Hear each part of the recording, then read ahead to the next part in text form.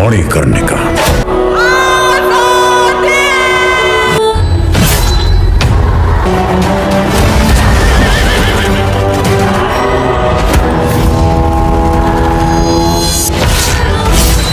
खूब लड़ी मर्दानी थी वो।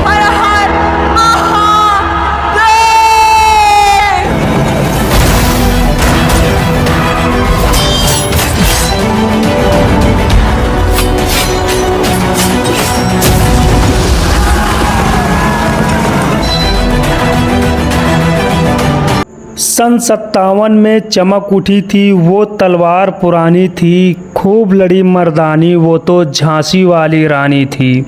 आज मैं आपको ले चल रहा हूँ झांसी के किले की ओर, जहाँ पर इसका इतिहास भारत में अपना एक स्वर्णिम अक्षरों में लिख चुका है। झांसी का किला सन 17वीं शताब्दी में ओरछा के राजा वीर सिंह ने बनवाया था और इसे बलवंत नगर के बंगीरा हिल पर बनवाया था और इसका बनवाने का सबसे बड़ा मकसद था टैक्स की वसूली करना।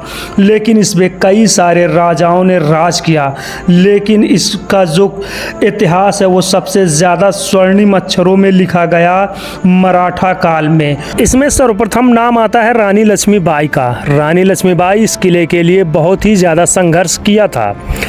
उन्होंने इस किले की आन बान शान के लिए अपने प्राण तक निछावर कर दिए और यही वजह है कि इस वीरांगना के नाम से ही इस किले को जाना जाता है। मैं इस वक्त इस किले के मुख्य द्वार पर हूँ। इसका मुख्य द्वार में जो दरवाज़ा है लकड़ियों का लगा होता था, लेकिन जब ब्रिटिश शासक ने इस पर आक्रमण किया उसको क्षतिग्रस्त कर दिया।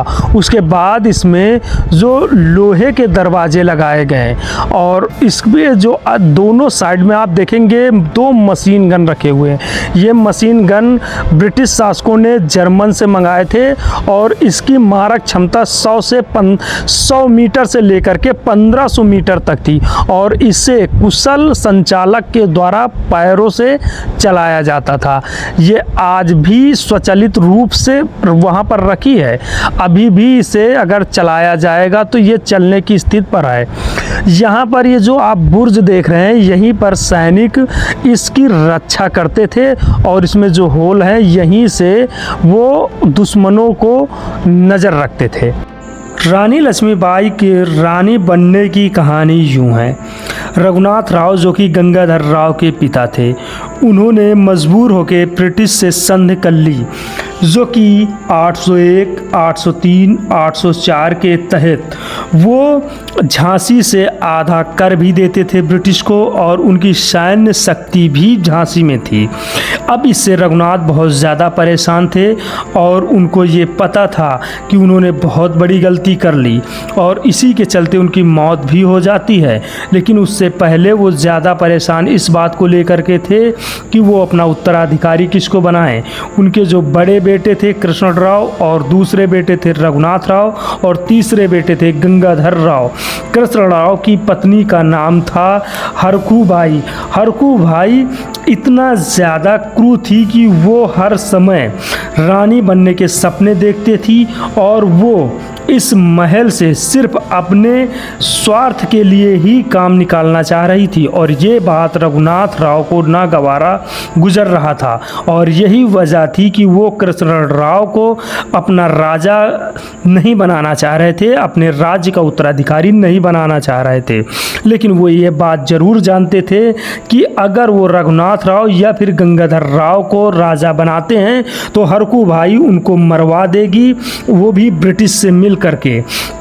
अब इसके लिए उन्होंने बीच का रास्ता निकाला और उन्हीं के बेटे रामचंद्र को बना दिया राजा, क्योंकि रघुनाथ को पता था कि अगर हरकूबाई का ही बेटा बनता है राजा तब तो ये इस बात से खुश हो जाएगी। शायद वो ये नहीं जानते थे कि हरकूबाई रानी बनने के लिए अपने बेटे को भी मरवाने के लिए षड्यंत्र रचना शुरू कर दिया।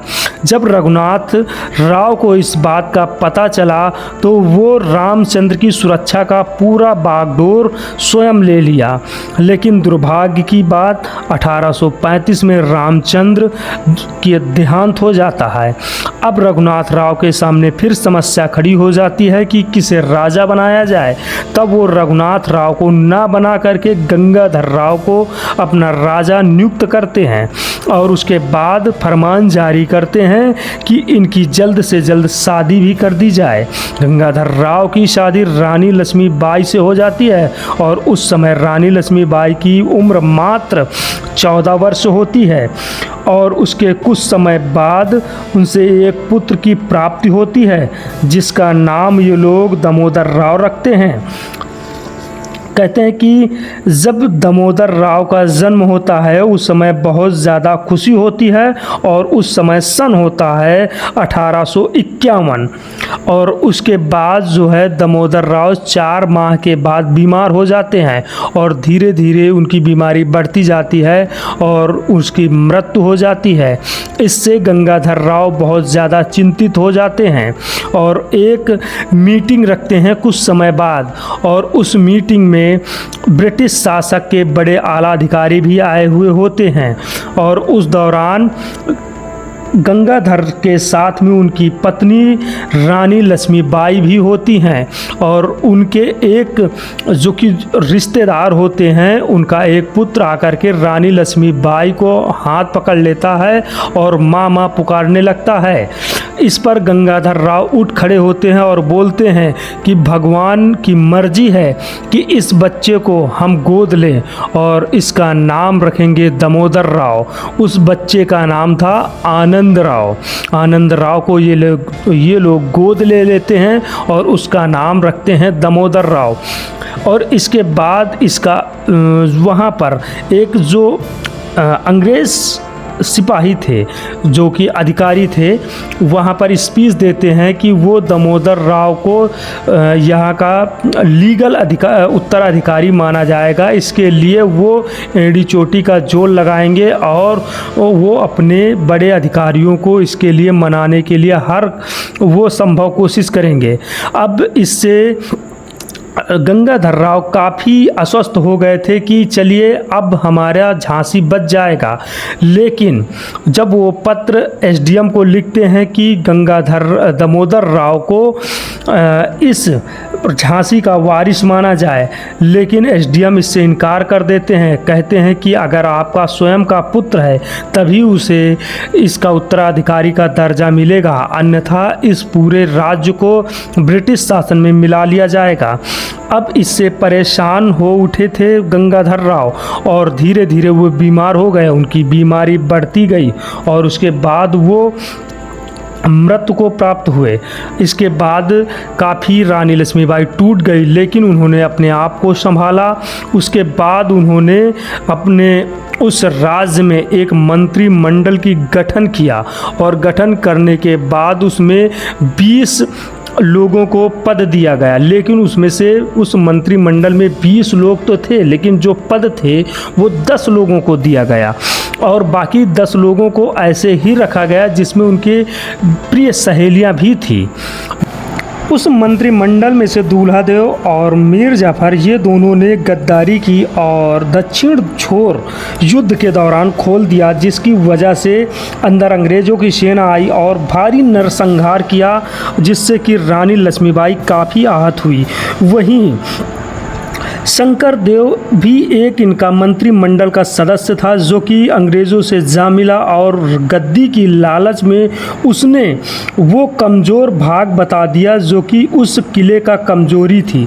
कहते हैं कि जब वहाँ पर अंग्रेज़ों ने लगातार गोले बरसाए और इसके किसी भी भाग को वो क्षतिग्रस्त नहीं कर पाए, तो वो जाकर के अंग्रेज़ों से कहता है कि आप अगर जहाँ पर मंदिर जिस छोर में है वहाँ पर अपनी तोपें लगाते हैं तो वहाँ पर आसानी से तोड़ देंगे, क्योंकि वहाँ पर जो रानी लक्ष्मीबाई के कोई तोप नहीं चलाएंगे, क्योंकि वो लोग भगवान को बहुत मानते हैं।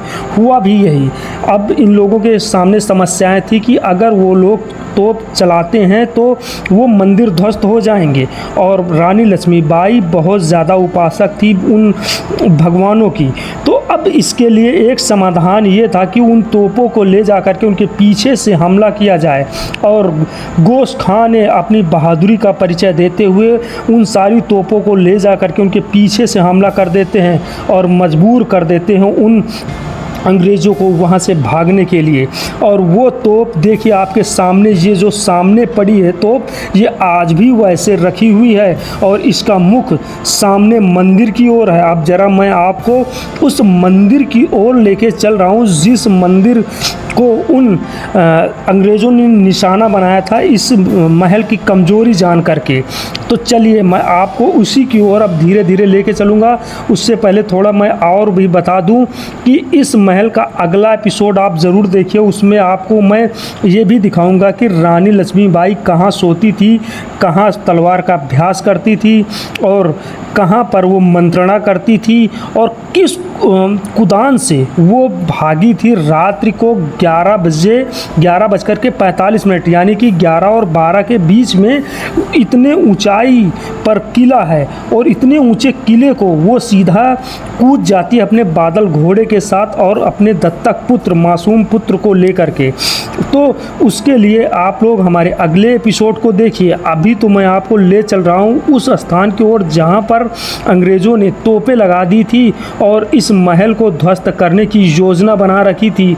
लेकिन बहादुर गोश खां ने उनके उन इरादों को, नापाक इरादों को भी ध्वस्त कर दिया और उन्हें मजबूर कर दिया था यहाँ से दूर भागने के लिए।